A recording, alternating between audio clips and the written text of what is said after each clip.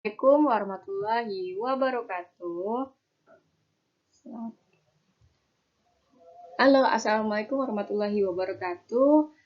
Bertemu lagi dengan Wazia Aprilia. Kali ini, di video ini saya akan membahas tentang seputar agrikultural. Nah, yang pertama saya akan membahas tentang pemasaran agribisnis. Nah, pemasaran itu sendiri didefinisikan sebagai kegiatan atau rangkaian industri dan proses untuk menciptakan, mengkomunikasikan, mengantarkan, dan bertukar penawaran yang memiliki nilai bagi pelanggan atau mitra.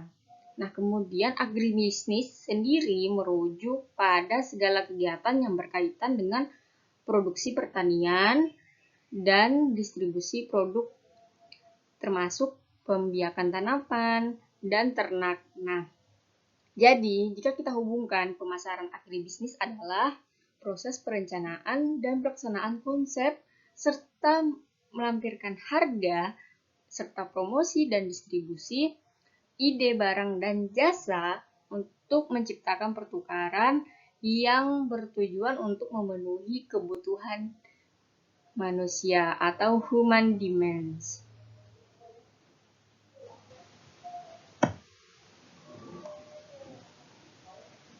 Kemudian,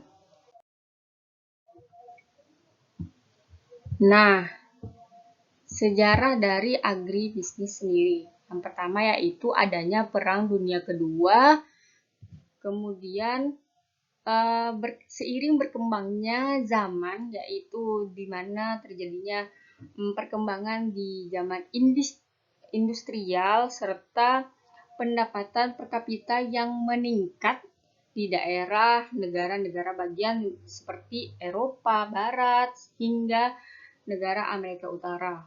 Nah, kemudian seiring perkembangannya zaman, peneliti-peneliti juga mengembangkan sebuah konsep dari agribisnis sendiri, sehingga diciptakanlah buku yaitu yang berjudul dengan A Concept of Agribusiness yang ditulis oleh John H. Davis and Ray E. Goldberg. Kemudian,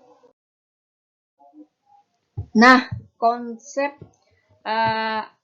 pemasaran agribisnis. Nah, apa saja sih? Ya, itu yang pertama adanya marketing. Nah, fungsi marketing di sini atau pemasaran yaitu adanya promosi. Nah, promosi ini adalah upaya untuk menemukan kesadaran arti pentingnya merek dan mendidik secara tidak langsung mendidik para konsumen terhadap produk yang ingin kita jual.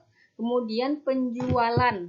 Nah, penjualan ini merupakan komunikasi dengan pelanggan yang berpotensial untuk membeli produk kita.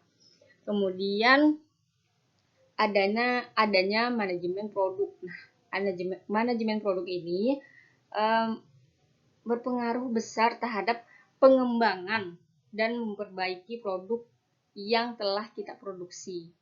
Nah, karena produk itu wajib harus mengikuti harus upgrade agar produk yang kita jual itu tidak ketinggalan zaman. Nah, kemudian di sini adanya harga. Nah, harga di sini di dalam marketing yaitu memunculkan atau menentukan harga yang sesuai dengan nilai produk agar bagaimana caranya agar kita tidak mengalami kerugian. Kemudian marketing juga sendiri yaitu memberikan informasi. Nah, memberikan informasi yaitu mengumpulkan atau menganalisis data pasar yang mendukung kebutuhan pemasaran. Nah, misalkan kita sudah mengetahui target pasar kita nih. Nah, jadi fungsinya, disitulah peran top manager diperlukan. Harus keputusan apa yang akan diambil untuk kedepannya agar perusahaan tetap berlangsung. Nah, kemudian adanya lembaga pemasaran. Nah, lembaga pemasaran ini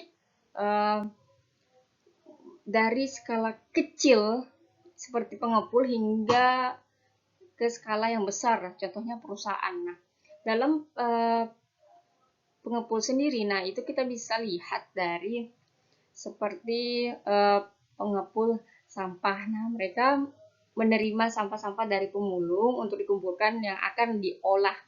Nah, itu adalah lembaga pemasaran. Itu seperti badan usaha atau individu yang menerima barang dalam skala kecil. Nah, seiring dengan kebutuhan dari perusahaan sendiri. Nah, di sini ada yang skala besar seperti perusahaan. Nah, seperti perusahaan yaitu sawit karena keperluan atau demand karena demandnya yang besar sehingga perusahaan akan menampung banyak bahan mentah yang akan diolah. Contohnya bahan sawit, kemudian karet, dan lain-lain. Kemudian adanya saluran pemasaran. Nah, saluran pemasaran ini mulai dari skala yang pendek hingga skala yang panjang. Nah, adapun contoh saluran pemasaran itu sendiri, yang pertama yaitu saluran terpendek, yaitu saluran paling sederhana untuk mendistribusikan barang kepada konsumen tanpa melalui perantara. Misalkan saya bertani kemudian langsung saya jual kepada konsumen. Nah, tanpa perantara, tanpa misalkan saya titip ke warung lagi, itu enggak. Kemudian yaitu adanya produsen, pengecer, dan konsumen. Nah, di mana saluran ini produsen menjual kepada pengecer. Kemudian pengecer dalam jumlah yang cukup besar akan menjual produk lagi kepada konsumen. Nah, kemudian ada dari skala yang agak meningkat yaitu produsen, kemudian pedagang besar, kemudian ke pengecer, kemudian ke konsumen. Nah, saluran ini banyak digunakan oleh produsen dan sering disebut distribusi tradisional. Nah, di sini produsen hanya melayani pembelian dalam jumlah yang besar saja dan tidak menjual pada pengecer. Pembelian pengecer dilayani wholesaler dan pembelian konsumen dilayani pengecer. Nah, kemudian adanya saluran berupa dari produsen ke agen, ke pengecer, dan ke konsumen. Kemudian adanya saluran yang kelima yaitu berupa produsen, ke agen, ke pedagang besar, ke pengecer, dan ke konsumen. Nah, kemudian adanya margin pemasaran. Nah, margin pemasaran adalah jumlah biaya yang kita keluarkan atas jasa-jasa pemasaran, yaitu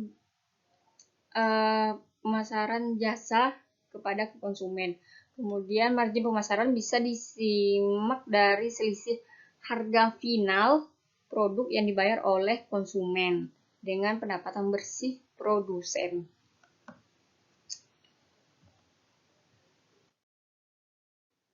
Kemudian, nah, urgensi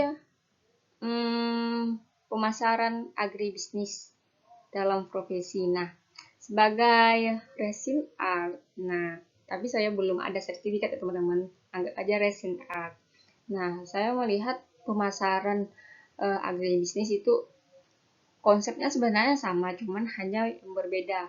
Resin sendiri itu bukan tergolong agrikultural, tapi seperti ya aksesoris lah ya, seperti industrial. Nah, namun konsepnya sama, itu juga bisa diaplikasikan pada bisnis resin. Kemudian yang terakhir, nah, sifat fisik produk. Yang pertama adanya perishable, yaitu barang yang mudah rusak.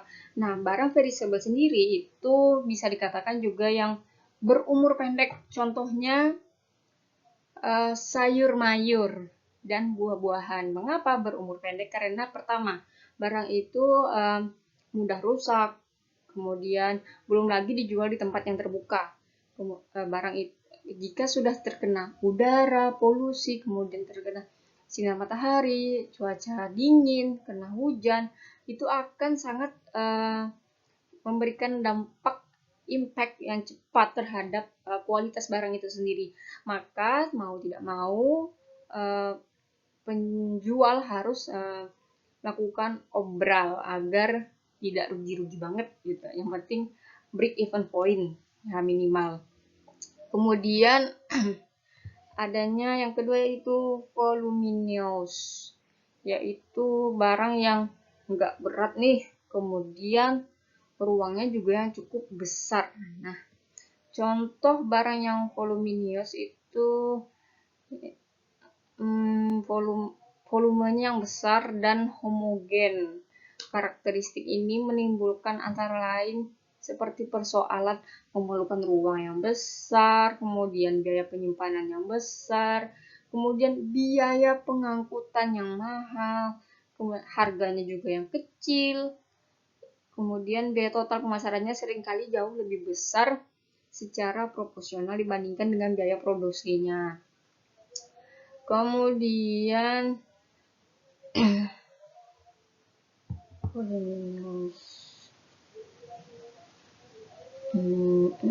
contoh barang voluminous yaitu saya pikir seperti tebu. Nah, tebu itu enggak terlalu berat dan ringan, tetapi dengan volumenya yang panjang, walaupun cuma tipis, tapi tetap itu akan memakan ruang yang banyak. Kemudian produk bulky. Nah, produk bulky ini sendiri yaitu memiliki volume yang besar, karakteristik volume yang besar dan kuat, keras dan berat. Nah, sehingga sangat sukar untuk dipindahkan, pindah muatan. Misalnya contohnya yaitu sawit, kemudian karet. Nah, sehingga itu akan memerlukan biaya tambahan, misalnya dalam penggunaan katrol, yaitu katrol atau mesin. Nah, sehingga memudahkan pekerjaan. Oke, kita sudah penghujung pembahasan. Saya akhiri di sini. Wabillahi taufiq wal hidayah. Wassalamualaikum warahmatullahi wabarakatuh.